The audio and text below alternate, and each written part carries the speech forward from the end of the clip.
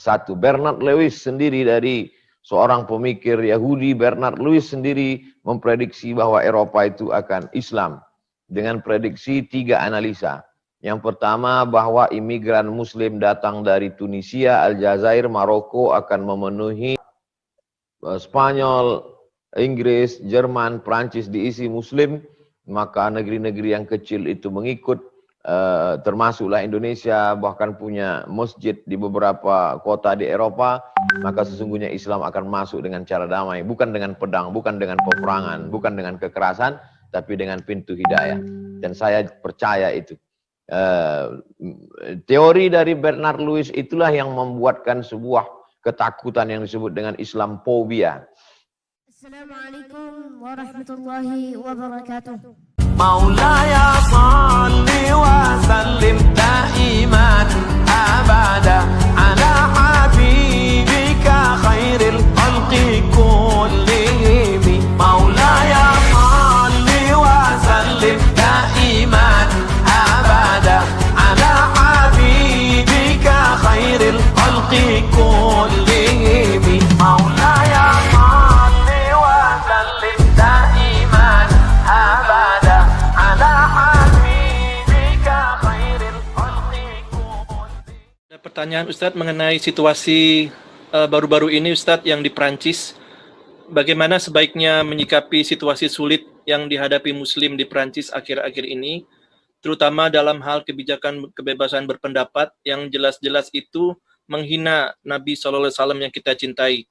Apakah dibenarkan adanya orang-orang Muslim yang melakukan kekerasan karena kecintaan mereka kepada Nabi SAW? Pada masa pemerintahan Sultan Abdul Hamid di Turki, sebelum jatuhnya Turki Utsmani pada tahun 1924, ketika itu di Perancis mereka membuat sebuah opera drama. Di situ ditampilkanlah sosok yang lucu untuk mengolok, mengejek Nabi Muhammad SAW. Lalu drama itu mereka pertontonkan di Paris.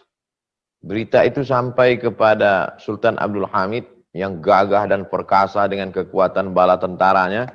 Maka dia kirim pesan kepada penguasa Prancis supaya opera itu ditutup. Kalau tidak ditutup, maka tanggung sendiri apa yang akan terjadi. Maka saat itu juga opera itu ditutup. Itu terjadi hampir 100 tahun yang lalu. Artinya apa? Kita akan disegani orang kalau kita punya kekuatan.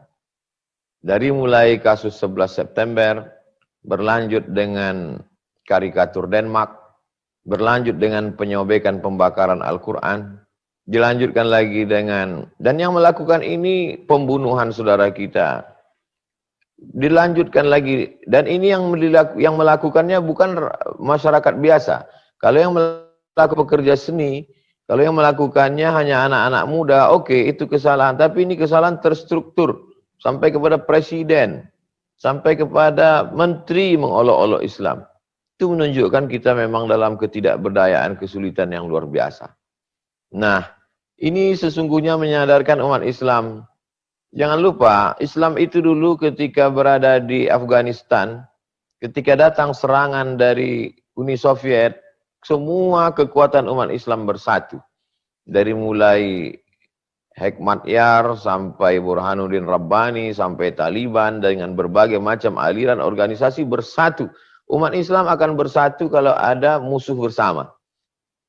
Semua ormas-ormas, semua mazhab-mazhab di Indonesia, kalau sudah menghadapi musuh bersama, di situ dia akan bersatu.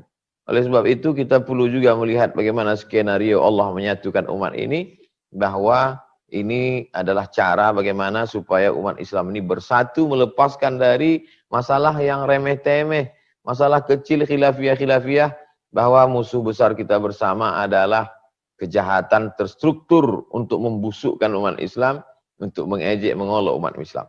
Nah, setelah kita tahu bagaimana respon umat Islam. Respon umat Islam terbagi 3 secara umum.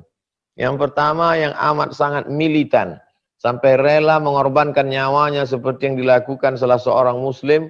Menurut dia mati syahid dengan memenggal kepala guru yang kurang ajar, yang menunjukkan karikatur di depan murid-muridnya dengan kebanggaan, maka memancung kepalanya adalah jihad fisabilillah. Ini pendapat pertama umat Islam. Yang kedua, yang diam saja, lawan daripada respon. Memang begitu biasanya. Kalau ada amat sangat keras, ada yang amat sangat lunak. Ya sudahlah, diam sajalah, berdoa kepada Allah Subhanahu wa taala. Yang ketiga, menunjukkan respon, tapi respon yang positif. Salah satunya adalah dengan memboikot produk-produk. Ini yang dilakukan saudara-saudara kita di Kuwait, di Timur Tengah, di negeri kita, dengan memboikot produk-produk Prancis dan lain sebagainya, karena ini bagian dari embargo ekonomi. Tapi yang jauh lebih penting dari itu semua adalah seperti yang disampaikan Profesor Ismail Raji Al-Faruqi dari Temple University, Connecticut, yang terbunuh oleh agen Mossad Israel. Beliau seorang Palestina dan beliau membuahkan suatu pikiran yang brilian, cerdas. Kata beliau, kita tidak akan pernah menang melawan mereka dengan meledakkan kedutaan mereka, dengan membunuh mereka. Tidak dengan demikian, tapi dengan ilmu pengetahuan.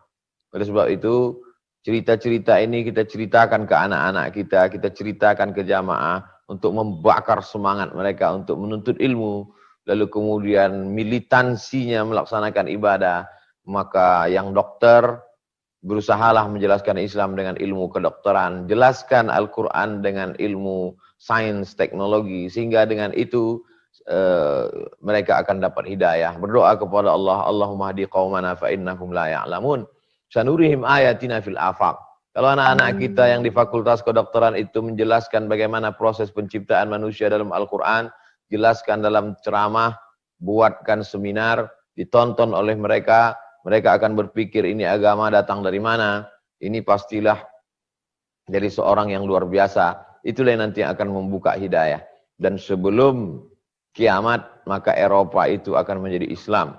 Begitu dalam hadis riwayat Imam Ahmad bin Hanbal. Ada satu yang belum, yaitu Rom. Kalau ada orang mengatakan bahwa Rom itu adalah negeri Syam, bukan. Karena negeri Syam hanyalah satu provinsi dari Rom, Roma. Ada yang mengatakan Rom itu adalah Konstantinopel, bukan. Karena Konstantinopel bukan Rom. Yang dimaksud dengan Rom itu adalah Eropa. Dan sebelum hari kiamat, Eropa itu akan berkumandang azan, akan berkumandang asma Allah. Ini adalah bagian dari proses menuju itu. Maka dengan ini bersatulah umat-umat Islam. Bersatu. Bernard Lewis sendiri, dari seorang pemikir Yahudi, Bernard Lewis sendiri memprediksi bahwa Eropa itu akan Islam. Dengan prediksi 3 analisa. Yang pertama, bahwa imigran Muslim datang dari Tunisia, Aljazair, Maroko akan memenuhi Spanyol dan Portugis, Spanyol dengan Prancis. Itu akan diisi oleh 3 imigran. Kemudian India, Pakistan, Bangladesh akan mengisi Inggris. Kemudian Turki akan mengisi Jerman.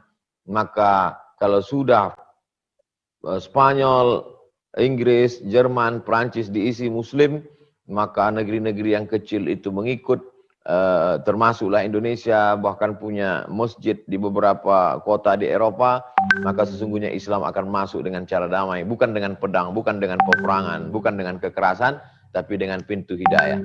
Dan saya percaya itu. Teori dari Bernard Lewis itulah yang membuatkan sebuah ketakutan yang disebut dengan Islamophobia. Pertama, imigrasi, perpindahan migran umat Islam ke Eropa yang begitu pesat, besar. Belum ditambah lagi kasus-kasus di Timur Tengah, dari mulai konflik di Sudan, konflik di negeri Syam, Palestina, Suriah, membuat ledakan besar ke Eropa. Yang kedua adalah mereka punah disebabkan LGBT karena tidak menikah, homoseksual. Sedangkan umat Islam diajarkan tazawwajul walud al-wadud. Jangan menikah banyak anak, kamu nanti akan dibanggakan Nabi di padang mahsyar. Dan yang ketiga adalah janji Allah. Dan Allah kalau sudah berjanji, innaka la tukhliful mi'ad.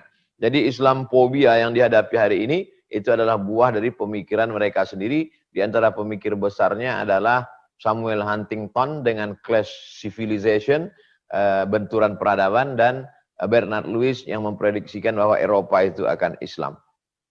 Demikian, wallahu a'lam. Jazakallah khair Ustaz. Waalaikumsalam. Ini Ustaz ada pertanyaan yang berhubungan mungkin ya Ustaz, yang tadi Ustaz jelaskan itu.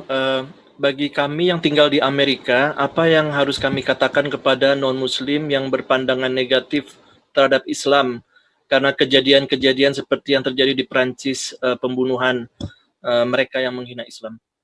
Apakah sikap Muslim ini, bagaimana sikap kita supaya tidak salah langkah dalam berdakwah dan mengganggu jalannya dakwah? Konflik itu selalu ada. Konflik di antara Protestan dengan Katolik yang berkepanjangan juga terjadi. Konflik antara Katolik dengan Anglikan juga terjadi.